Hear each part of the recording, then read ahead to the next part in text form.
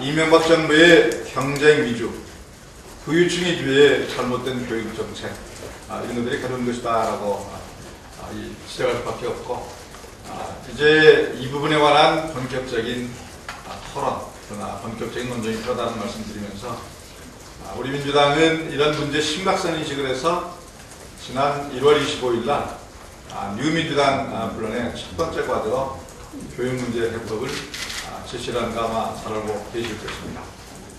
경쟁 위주, 입시 위주, 교자 위주 이명박자 정책 가지고는 도저히 해결할 수 없다는 말씀 드리면서 바로 이 국가가 교육 문제에 더 많은 책임을 지고 적극적인 개입할 때만 해결할 수 있다는 말씀 드립니다.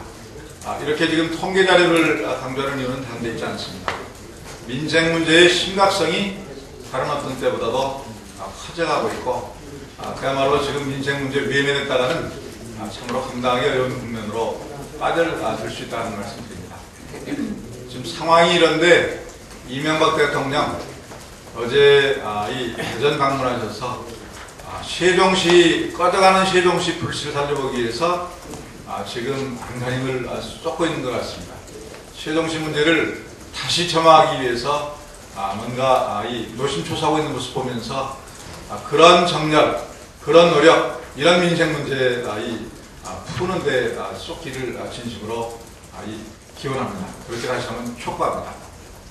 그리고 오늘 차관회의를 통해서 세종시 관련된 수정법안 오늘 논의를 한다고 하는데, 또 일부 언론에서는 이제 한나라당 뭐 하느냐, 다시 세종시 문제 다시 전열정부에서 논의하라고 촉구하고 있습니다만, 저희는 예의 표시하면서 세종시 문제 불씨 다시 상하지 않도록 저희가 할 수 있는 최선 다하겠다는 말씀 드립니다.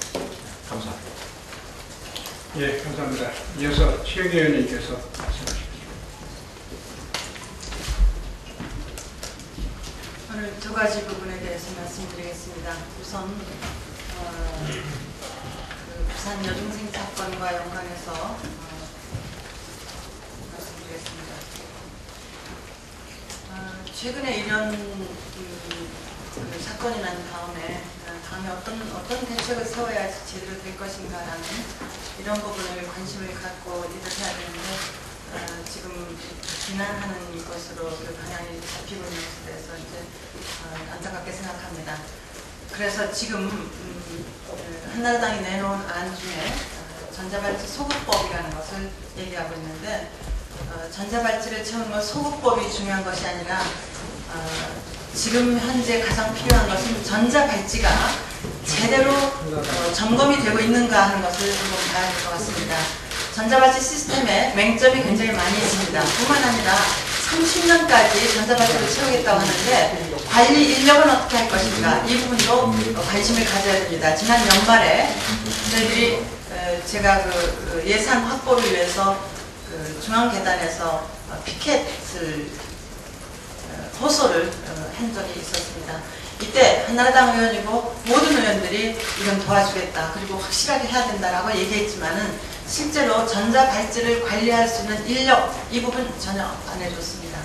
바로 이런 것뿐만 아니라 치료 감호소에서의 재범 방지를 위해서 이들을 치료해서 내보내야 되는데 그냥 내보내게 되어 있습니다. 그래서 치료 감호소 인력을 들여다보면은 전혀 치료라는 말을 붙일 수 없을 정도의 엉터리 시스템을 갖고 무늬만 치료 감호소라고 붙이고 있는 이런 점들이 있습니다. 그래서 이런 부분에 대해서 제대로 점검을 해야지만이 소급 적용을 한다고 하더라도 그것이 효과가 있는 것이고, 그 기간을 30년을 연장을 한다고 해도 효과가 있는 것입니다.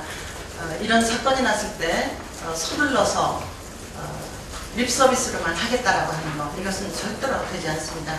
얘네들 경찰이 지금 1:1 감시를 하겠다고 하는데, 경찰이 지난 연말에 이 성폭력 관련 예산을 확보할 테니까 어떤 것을 했으면 좋겠느냐. 그래서 전국에 여천 개가, 여성 청소년계가 있는 경찰서가 그 3분의 2 정도밖에 되지 않습니다. 그래서 무늬만 있고 아니면 없는 것도 많기 때문에 이 인력을 확보해야 되지 않느냐고 그러니까 경찰청에서 반대를 했습니다. 그리고 있는 인력을 가지고 하겠다고 했습니다. 항상 어떤 사건이 나면 경찰 인력이 부족하기 때문에 안 된다고 했는데 여천 개의 인력을 확보 확보하겠다, 성폭력 방지를 위해서. 이 부분에 대해서는 또 거부했습니다. 왜냐하면 경찰이 여청계에 대해서 여성 청소년에서 관심조차 없다는 것을 증명하는 것입니다. 그런데 이제 1대1로 막 하겠다고 얘기하는 거, 이것도 너무 한심한 일이라고 생각하고 있습니다. 그리고 제발 있는 법을 제대로 지켜주는 것도 대단히 중요합니다. 지금 수사 전담반이 있다고 하지만 실제로 수사 전담반, 능력 있는 수사 전담반은 없습니다. 훈련 제대로 되지 않고 있습니다. 예를 들어서 어떤 부모가 5살 먹은 아이가 어느 경찰서에 가서 우리 아이가 성폭행을 당했으니까 수사를 해달라고 하니까 경찰에서 하는 말이, 이거는 친고죄를, 바로 얼마 전에 있던 일입니다. 이것은 친고죄로 되어 있기 때문에 고소장을 정식으로 가서 써가지고 와서 제출하라고, 이렇게 담당 경찰이 얘기를 합니다. 그래서 부모는 어디 가서 고소장을 어떻게 써야 할지를 몰라서, 이건 당연하게 신고했기 때문에 인지사건인데도 불구하고 그렇게 합니다. 그래서 해바라기 아동센터에 찾아가서 거기서 검찰을 연결해줘가지고 이 사건을 해서 그 피의자가 구속이 된 이런 사건도 있습니다. 이것을 우리가 어떻게 수사 전담반이 있다고 얘기를 할 수 있겠는가 한번 생각해 보시기 바랍니다.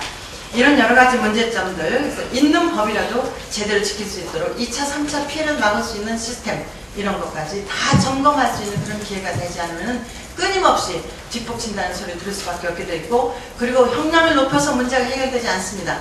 형량을 높이면은 1년에 2천만 원 가까이 한 사람의 범죄자들이 감옥에 있을 때 쓰는 돈이 2천만 원 가까이 듭니다. 이 돈을 예방사업에 쓴다면은, 그리고 시스템을 갖춘다면은, 안전망을 갖춘다면은 충분히 해결할 수 있는데도 불구하고 수십 년을 감옥에 넣겠다라는 이런 사고방식부터 바꿔야 된다고 생각하고 있습니다. 그 다음에 두 번째로는, 이렇게 청소년과 아동의 문제가 심각한데도 불구하고 지난 연말에 우리는 마지막 정기 국회에서 황당한 일을 당했습니다. 보건복지부로 여성부를 아주 왜소화시키고 보건복지부로 아동과 가족 보육을, 청소년과 가족 보육을 보냈습니다. 2008년도에 이명박 정부 출범하면서. 그런데 아무 이유도 없이, 논리도 없이, 철학도 없이, 방향성도 없이 청소년만 떼어서 다시 여성부로 보내는 날치기 통과를 했습니다.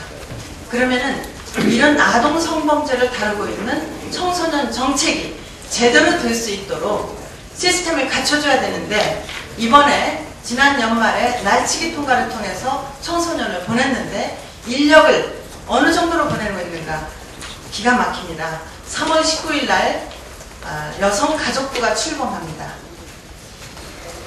136명의 국가청소년위원회 직원이 보건복지부로 갔습니다. 그리고 가족을 담당하는 인력이 38명이 여성부에서 보건복지부로 갔습니다. 보육은 제외했습니다.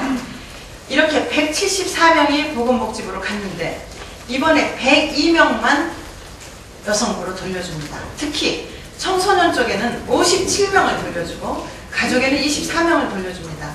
여기에 공통부서 직원 21명을 주는 것입니다. 이렇게 해서 어떻게 청소년 성범죄와 이런 것을 막을 수 있다고 생각하는 것인지, 이 정부가 청소년 정책이나 아동 정책에 진심으로 관심을 갖고 있는 것인지 한번 반성을 해야 된다고 봅니다. 제가 너무 이것을 화가 나고 억울해서 오늘 2시 반에 총리 면담을 신청해서 가서 면담을 하게 되어 있습니다. 이 부분에 대해서 항의하려고 합니다. 이렇게 해서는 아동 청소년 성범죄 절대로 막아낼 수 없습니다. 다시 정부의 반성을 촉구하고 청소년 정책에 대한 확대를, 그리고 예산 뒷받침 이런 것들을 확실히 하기를 촉구합니다.